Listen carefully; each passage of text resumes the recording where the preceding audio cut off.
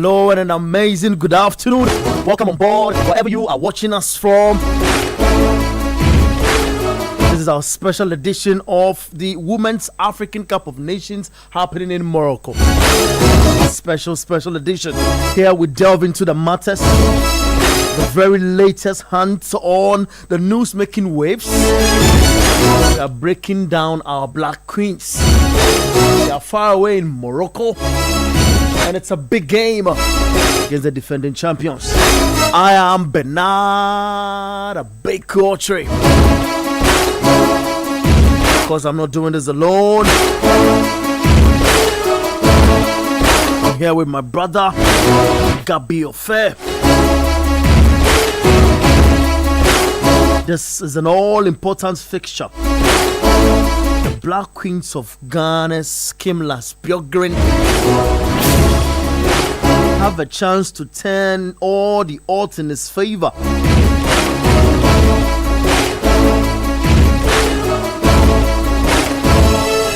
Maybe let me break it down for you. It's SAW up against GHW. You get it? South African women up against Ghana's senior women's national team. Let's get the ball rolling. This especially is one of our awesome addition on, I never said on your airwaves, but of course on your screens as well. Superstar, let's get into it. You're welcome. Thank you, Bernard. Yeah, it's special to see our queens in a great fashion to participate in a tournament that has eluded us for a moment. We get all our odds, get qualification through Nora Hoodler, and get Kimlas Bjorkegren to lead the charges. Let's begin from Nora. She sets the tone. We saw Nora again lead a bigger nation in Africa, play against Tunisia, one of the known football countries in the world, Morocco, and was dominant in that game, and she seemed to have everything right. You feel that whatever she's inculcated in her known team, a bit of that just lies with our Black Queen still that Kimlas Bjorgren is trying to perfect. Well, just on a lighter note though, so that game against Morocco was played on Saturday, right? Mm-hmm. I was super excited to see Nora Hoodler coaching the Copper Queens of Zambia, and I spoke about her to you off air that she was looking really good, and I asked myself one question, that it could have been her coaching the Black Queens, but I think everybody knew why that marriage between herself and the Ghana Football Association did not work out, but would have to forge ahead. And forging ahead, we brought in a Viking, a Swedish, in Kimlas Bjorgren. Yes, it. It's a huge test for him against South Africa. To answer your question, if that team now we see under Bjorgren has still got what Nora taught these girls. I think I would answer that question after watching the team against South Africa. You've had an opportunity to watch Kim play 3 different friendlies. Yeah, at least those were friendly games. Those were friendly games. In as much as they are, the teams we played against were all WAFCON bound teams. We played Benin, we played Morocco, we played Cote d'Ivoire. It gave us an idea of what Kim has got up his sleeves. Yeah. But friendly games are friendly games. You can't really put so much premium into friendly games. Okay. It's a different ball game when it's competitive. And speaking of it being competitive, they are taking up one of arguably the most decorated, not decorated, but one of the toughest countries in Morocco. Desiree Ellis, a country that I've stuck with the head coach for a minute. Continuity has been a huge success story for them. And that's for South Africa, right? Yes, for South Africa. To start your opening game against the defending champions, look, you would have to do a lot of convincing. You would have to do a lot of work. When you pay particular attention to the Queens, the friendlies we played, I think 5 friendlies we played or 6 friendlies. There's one thing that cuts through right from that test against Morocco all the way to Cote d'Ivoire, is that there's this lapses in concentration each and every time, and it showed clearly from all the games Kimlas has played. The reason is that he's done some introduction into the team. He's introduced some new players, mixed with what Nora left, and he's probably looking to continue from where Nora left. The record, which was very good for Nora, was that she played a huge role in qualifying this team to where we are now, only to miss out to the team that she's currently coaching. That's the Copper Queens in the 2024 Paris Olympic qualifiers, when we lost to them in Lusaka. Yeah. So I'm pretty sure Kim Lass knows the kind of job at hand. He knows that it's a big tax. He knows that he has to do some convincing, and I don't envy him at all. I say she, forgive me. He has an average age of 24.9 in these girls, and you know, if you have an average age of that sort, it gives you that opportunity to have lads who run at opening. You know, if they understand a bit of your tactical instructions. Now Ghana is playing in a 3-4-1-2 formation, sort of like a 3-4-3. You know, the modern tactic of the game. And it's Conlan imposed for the Black Queens. We've got Duya as part of the back three, together with Portia and Icha as well. Then in the middle, there's a Santo. In the middle is where the question mark has been, because of, you know, the experience we had in the past. And of course, on the other Wednesday when we had Football Made in Ghana, we rarely heard, your friend, Impumi. No, not Impumi. Rosalind Amo. Rosalind, our friend. She's so good to forgive me. But look, Rosalind was highlighting the fact that our midfield has been, and I agreed with her. And so Asantua in there, there's Yaboa on Asantua's right, Muhammad and Kusi. Then we have Boy.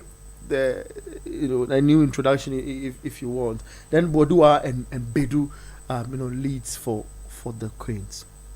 Is this our best? Well, I think it's a smart lineup put up by Kim Lass Björgren, because I say smart in the sense that Portia Boache, Comfort Ibua, Evelyn Bedu, Anastasia Ichan, Kusi Alice, Doris Boedua, Grace Asantua, and the goalkeeper Cynthia Findip, Conlan. These were key starters under Nora Hutler. And as a coach, if you want to be smart, yes, if you want to be smart and stick with continuity, stick with team cohesion, I think we would have to give props to Kim Lass Björgren, because he's realized that these are the experienced players I would have to rely on, especially with Evelyn Bedu. I think some time back I was telling you about how I've not been impressed with the dip in form. But she's just 22, isn't it? She's 22, yes, but it comes with pressure. And I think at this tournament, a large chunk of these players, the rest of the 10 ladies who are playing this competition will be relying on her to start on a very good note. Doris Boudou has scored a hat-trick against one of the teams, I believe against Cote d'Ivoire. That's another player I would have to look out for. Comfort Yeboah, anybody who's paid attention to Ampim Dakwan ladies, she was part of the players that was nominated into the team, the best 11 for in Africa when Ampim Dakwan competed in the CAF Women's Champions League. And she's gradually grown into that player I think that should be. That's in terms of experience, that quality that we would expect from a right back, I believe. That's where she'll be playing. I'm not too sure. I just hope that Kim Lass will not change player from, because she gives you a lot of quality when she bumps for her. So look, I think I love the starting 11 from Kim Lass Björgren. Portia Boachi, I think, comes in with huge experience, and that's why she's captaining the ladies today. So look, take it or leave it. It's a big game. It's a huge test for the Queens against they taking on Bayana. They've had a bit of some issues when it comes to bonuses heading into this game, but I think the last reports that came in from South Africa was that Safa had reached some sort of an agreement with the team to go ahead. They've not settled all the bonuses, but to go ahead and start, and then the rest of the staff will come in. But as a team, if you are going into a tournament of this magnitude, you don't want to have these things disrupting your preparations. I just hope, if I want to be biased, I just hope that it gets into the head of the South Africans. The Black Queens are able to be very, very clinical in the final third. Emphasis on that, because like I said, I've watched them in the last 6 games. When they get to the final third, they look very bereft of ideas, and they need to work on that. So look, It's a good lineup from Kinlas Bjorgren. Yeah. I just hope that they start well. If they get a good win against South Africa, it's good for the team because then you can then focus your shift your attention to Mali and then Tanzania. The last time we played Mali at the WAFCON in 2018, they were one of the sides that were a thorn in our flesh, and they kicked us out of the tournament when we hosted it in 2018. Yeah. I hope that history is not repeated. And guess who I just saw on the screen? Matilda Dimedo, the GFA's comms director for the women's football. She's there with the team. So look, I just hope that they start very well. And if you ask me the target, I think is to now get out of the group stage. Chantel, boy, I mean, of course, we need to also let viewers know, those who are watching us live on YouTube, get to understand that Yahweh J. Minta is with us in the studio. Of course, Adam Kai as well, doing a lot of social stuff. But look, Chantel, boy, is, a lad that's gotten an opportunity to play for Ghana. She played in that game against Cote d'Ivoire, got a goal. And in that 4-2 against Benin as well, getting a goal. She's placed in the number 10 role to play directly behind Doris and Bedu, sort of, playing a false number 10 role. You feel, per these games we've seen and how she got goals in these games, it will be influential in contributing to our chances against South Africa later today. Yes, she will be counted on to bring on board her influence from a player quality standpoint, and on top of that, her experience. I mean, you look at the fact that you do not have too many players coming to make their debuts for the for the national team, Black Queens or Black Stars, at an advanced age, the way boy Hloka is at this stage in her career. I mean, 29 years, and I believe she made her debut recently. It was in that friendly game against Senegal, and so she will be counted on to bring on her experience, especially when she's playing behind two ladies who are fairly experienced, despite the fact that they are young in age, but they played a lot of but they played a lot of football. I mean, with reference to Evelyn Bedu and Doris Boydua. But at the end of the day, what they I think they tend to lack is a little bit of calmness in front of goal, a little bit of composure. They are too much of a shoot on sight kind of strikers, whereas you expect them to, in some positions, to be able to just take an extra touch, or look to or feed their teammates in on goal, rather than trying to go in for a shot or trying to attempt a shot at goal. And so for me, Boy Hloka will be needed in those situations to be able to, one, bring on her quality, and number two, also add her experience to this forward line. I mean, going into this South Africa game, goal scoring hasn't been too much of an issue, but at the end of the day, you also have to look at the quality of opposition that Ghana played. I mean, we beat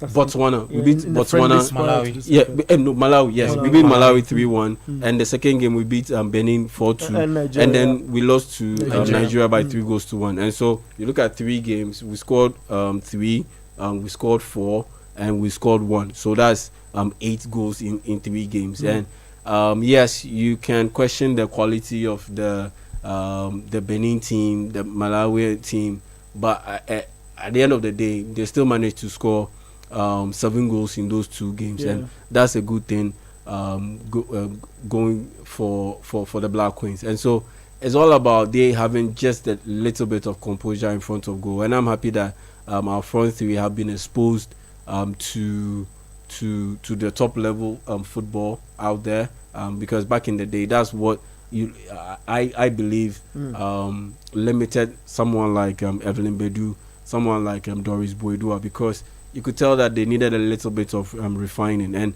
now that they've been playing in the European or the overseas competitions, you can tell that there's a little bit of refinement in them. And I think looking at that and combining that with the quality and experience that Boy Hloka has, I think it should be enough to be able to help Ghana provide a solid punch in the forward line and potentially cause an upset. Because in the lead up to the game, in his pre-game interview, the head coach Kimlas Bjorkegren, he stated that yes, Ghana is considered as an underdog or a dark horse in this competition, which a couple of years ago, or let's say a decade ago, would have been something unheard of. That Ghana would be considered a dark horse going into the women's AFCON. But it's just the reality, and it's a factual thing that he said. We've fallen off a couple of steps, a couple of levels, and this is where we are at this point in time, where we go into the tournament and we are not considered as one of the favorites, but as dark horses. Because if you are one of the favorites, then you wouldn't be looking to qualify from the group stage for the first time since 2016. That's the last time Ghana qualified beyond the group stage at the women's AFCON. And the last AFCON, we even missed out completely. And so, yes, it is true that Ghana goes into this game against the defending champions and in this tournament as a dark horse contender. But should they be able to put up a very impressive performance against the defending champions, that is South Africa, I think they should have more than enough quality and a little bit of confidence that they can draw from this game to be able to beat Mali and Tanzania in the subsequent games. Well, this is our live edition of the Women's African Cup of Nations live on our YouTube channel. So you have to share so that all friends can have a share of this awesome analysis. We're looking at Ghana up against South Africa. So the South African women's national team, Bayana, up against the Black Queens of Ghana in the Women's African Cup of Nations. Let's dig a bit deeper into the South African lineup, Gabi. You look at their goalkeeper, Dlamini, a lot of experience in post. She's 32 years old. Then you come into the heart of defense. Then there's a lady who plays for Mamelodi Sundowns, Bambanani, who's also having a lot of experience, 35 years old. Indeed, played the game for a minute. Then there's Jane, who's 32 in midfield. It spreads across in terms of the level of experience they bring to bear in this game. What do you think would play well for the South Africans, one, for them to win this game? Same for the Black Queens as well, if you turn the question around. Well, I think it's important to highlight the absence of Thembi Gatlana, and I think that opens up a massive void, not just in the front line, but also in terms of leadership and again breaking ability. Yeah, Thembi Gatlana gives you that. She's not in the squad. And I'm looking forward to what Desiree Ellis will do without her. But look, I think we are talking about somebody who is more than a coach when it comes to the South African national team. Who do you see Ellis to be?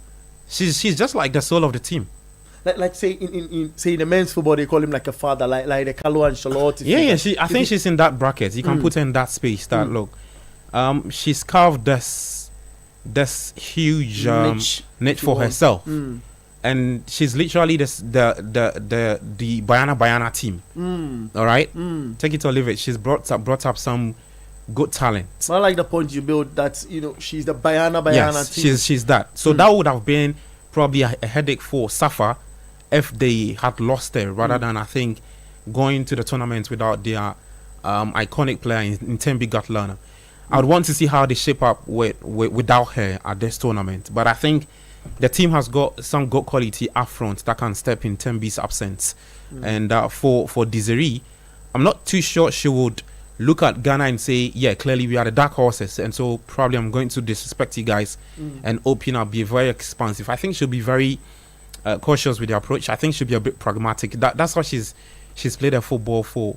I mean, that's why she's coached the team for some time now, if you've paid attention to the South Africans. So I want to see how they fare, first, especially in the first few minutes. It will give you a sense of what's to come against the Black Queens. And on the part of the Black Queens too, how they also meet up with the Bayana team will also give you a sense of what Kimlas Bjorgren will do. Would it be a team that will set back, allow South Africa to punch them with the ball and then hit them on the break? Or would it be the other way around, be rather more expansive, look to capitalize on the loopholes in the South African team and go on and punish them. So I think this should be a very, very interesting matchup.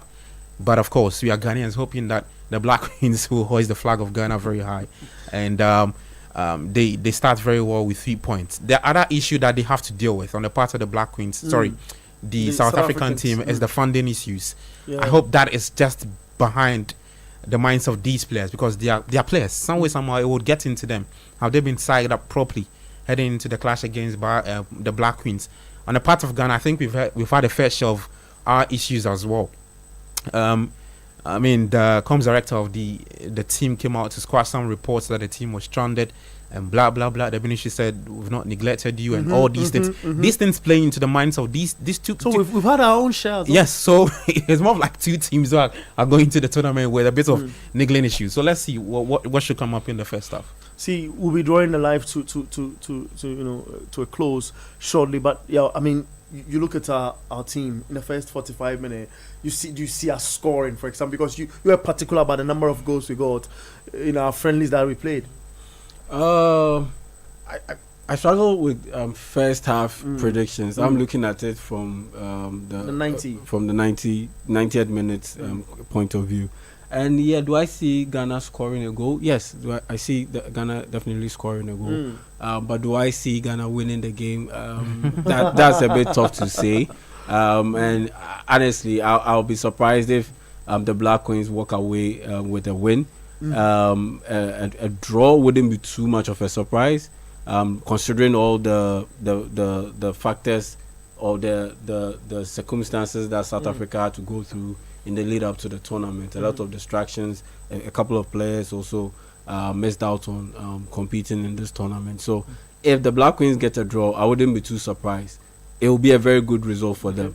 And I wouldn't be surprised if they lose, because these are the defending champions that we are playing against. And like I said earlier, I mean, the Black Queens go into this tournament as dark horse contenders. And so anything but a loss would be very good for us. If we can get a win, that would be very, very surprising for me. If we get a draw, that would be very good. And if we get a loss, I wouldn't be surprised, honestly, because South Africa are a very, very good side. True. Performed well at the World Cup. We've been very consistent in this championship, and Ghana hasn't been around for a while and hasn't done so well in recent years. So yeah, the quality is quite there, and so if it ends up playing out on the field, then yeah, I wouldn't be surprised if Ghana ends up with a loss. You're itching to the but just quick one. Yeah, I think I've observed something smart Kim has done. Okay. So I just realized that he's going with a back three and having comfortable play as a right wing back. So if you paid attention to what I said early on, that I said Comfort gives you a lot of options when she's on that flanks. And would she play Comfort as a right back or as a right midfielder? I think that's a perfect position for her. And thumbs up to Kim last. I want to see how that plays out, because I don't think we've seen the Black Queens play in a back three. Even in Anora Hutla, I don't think we saw something like that. So this is probably something they've experimented within the friendlies they've played, and the squad has given him an idea of what system would suit the profile of players he's got. So that's a smart one, especially against the opposition. Yes, because the benefit defensively about playing with the back three is that you can quickly retreat to a back five when you lose out on possession, and that's a very good way to at least schematically to be able to be able to deal with the speed and the quality of the South Africans. And she's got Kim has got two speedsters up front, Doris Bedua and Evelyn Bedu. So these are the players that they would be relying on in terms of goal outlets. The players to get a goal for Ghana. Oh, interesting. Charlotte also has ability. Chantel also have the ability of getting goals right behind Doris and Bedu. Let's see how that pans out. But the South Africans are playing in a 4-4-2 formation. Let's see if it also sells good for them. But until then, we move straight into the game, guys. Thank you very much. You're welcome. Get into the games. We'll come your way with these special editions, breaking down analysis and delving into games of this magnitude. But we're hoping that the Black Queens go ahead and win in this competition. Thank you, Gabriel. Gabi Affair, forgive me, my brother. And of course, Yahweh J Minta, doing this with them. And the technical assistants also here in the studios. I am Bernard Big Country. Meet you same time, another time.